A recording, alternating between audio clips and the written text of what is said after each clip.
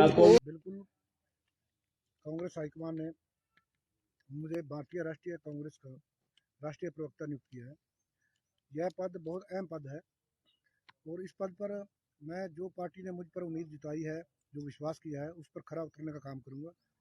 यह पद क्योंकि मेरी पृष्ठभूमि से जुड़ा हुआ पद है, किसानों के लिए कुछ करने का लिए मुझे एक मौका मिला है, तो मेरा प्रयास रहेगा कि जिस प्रकार से आज किसान, देश का किसान पीड़ित है अपनी मांगों को लेकर के, सरकार द्वारा उसे प्रताड़ित किया जा रहा है, अपमानित किया जा रहा है, उन सभी बातों को, उनकी बात को मजबूत करने के लिए, उनकी आवाज़ को मजबूत करने के लिए उनके साथ खड़े होकर के कांग्रेस पार्टी जो है खड़ी है। और मैं भी, मेरा जो प्रयास रहेगा, मेरा यही प्रयास रहेगा कि उनकी आवाज़ को जो है सरकार तक पहुंचाने का काम करें।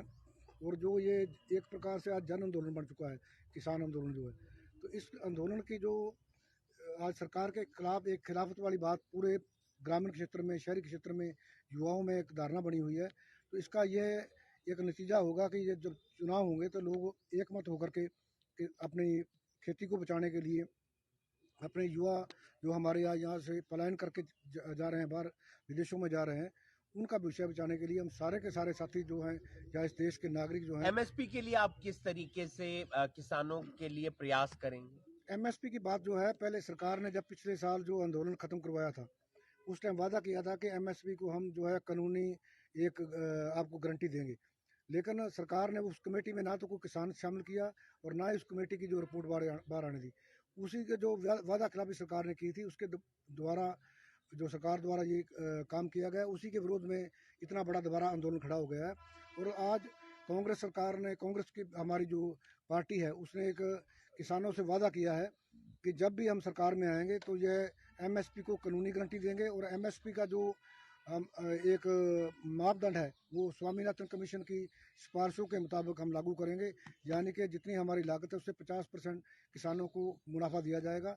ये सारी बातों को किसानों की जितनी भी मांगे हैं, उनको कांग्रेस सरकार जब सत्ता में आएगी इसे जरूर पूरा करेगी, ये वादा किया है कांग्रेस पार्टी के हाईकमान ने। भाजपा सरकार आरोप लगाती है कि किसानों के नाम पे कांग्रेस राजनीति कर रही है।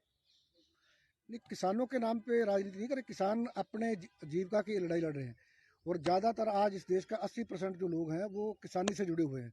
तो जब बीजेपी सरकार इतने बड़े वर्ग को कुचलने का काम करने जा रही है, तो उसके बाद हर नागरिक का फर्ज बनता है कि जो जायज़ मांगे किसान मांग रहे हैं, उनके साथ, उनके हक में खड़ा होना हर कांग्रेस का भी काम है और हर देशवासी का भी काम है। किस तरीके से देखते हैं सर, कितनी मजबूती मिलेगी?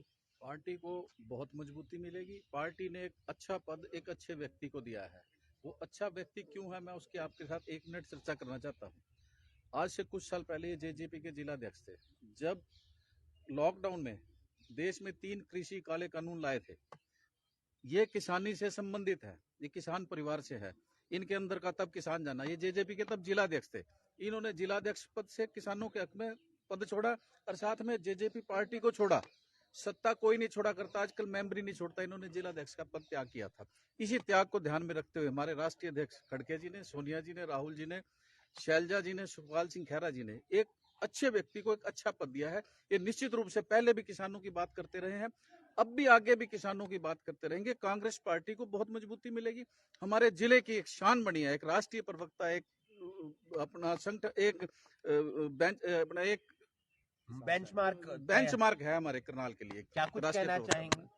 सबसे पहले तो मैं इंद्रजीत सिंह गुराया जी को बहुत बहुत शुभकामनाएं देनी चाहूंगी कि पार्टी ने उन पर इतना विश्वास जताया और इतना अहम पद दिया, और उसके लिए मैं अपने जो उच्च नेता हैं उन सब का भी धन्यवाद करना चाहूंगी कि उन्होंने उन पर इतना विश्वास जताया। और बाकी रही बात, तो मैं ये जानती हूँ कि भाई साहब बिल्कुल हिम्मत से और बड़ी ईमानदारी से और निष्ठा से अपने पद का ग्रहण करेंगे और कार्यभार संभालेंगे और जनता के लिए कार्य करेंगे। क्या कुछ कहना चाहिए अरुण जी, एक बड़ी जिम्मेदारी दी गई है? देखिए, सबसे पहले तो मैं शेष नेतृत्व का हम धन्यवाद करना चाहेंगे, जिन्होंने इंद्रजीत गुराया जी को जो किसान में जो प्रदेश राष्ट्रीय प्रवक्ता बनाया है किसान का, तो मैं सबसे पहले उनका धन्यवाद करता हूं। और हमारे प्रदेश की जो हमारी नेता हैं बहन कुमारी शैलजा जी, उनका भी हम धन्यवाद करना चाहते हैं कि वो ईमानदार, निष्ठावान जो लोग हैं, जो ईमानदारी से सेवा करना चाहते हैं, चाहे वो किसान में हो, चाहे वो मजदूरी वर्ग में हो, किसी भी वर्ग में हो, तो ऐसे लोगों को आगे लाने का काम जो है कांग्रेस पार्टी कर रही है। मैं हम सब कार्यकर्ता इन सबको बधाई भी देते हैं और शेष नीति का धन्यवाद भी करते हैं। तो आप और दूसरी बात एक और, आज बरजिंदर सिंह मौजूदा एमपी बीजेपी का बीजेपी से रिजाइन करके कांग्रेस ज्वाइन कर गया है, इसका भी हम स्वागत करते हैं जी।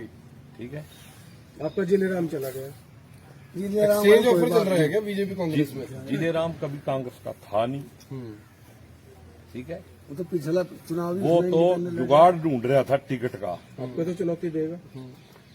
हमें किसी की चुनौती की कोई चिंता नहीं है, हम इलेक्शन लड़ेंगे, इलेक्शन जीतेंगे। हम अपनी सेवा और जनता से अपने प्यार पे विश्वास रखते हैं। हम कोई मतलब ये नहीं है भाई टिकट के लिए मुंह नहीं मारते फिरते किसी भी पार्टी में चले। ओके साहब, एक लोकसभा चुनाव आ रहे हैं, 2 मिनट और लेना चाहूंगा। लोकसभा चुनाव आ रहे हैं, क्या कुछ तैयारियां कांग्रेस की? अभी तक यही फाइनल नहीं हो पाया कि टिकट किसको जा रही है, क्या तैयारियां? संगठन नहीं बना, यानी राहुल गांधी फिलहाल अपनी न्याय यात्रा कर रहे हैं। लोग सवाल पूछ रहे हैं कि कांग्रेस चुनाव में कहीं दिखाई नहीं दे रही, बीजेपी भी यही आरोप लगा रही है। नहीं, ऐसी बात नहीं है।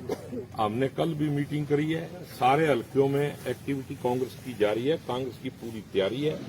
जिसको भी हाईकमान टिकट देगी हम उसको जिता के भेजेंगे। इस बार आपको मैं वादे के साथ कह रहा हूँ, करनाल से एमपी कांग्रेस का जीतेगा और दिल्ली में राहुल गांधी की सरकार में। एक सवाल और, असंध से जिलेराम शर्मा यानी कह रहे हैं कि विधायक बनेंगे, किस तरह से देखते हैं इसको?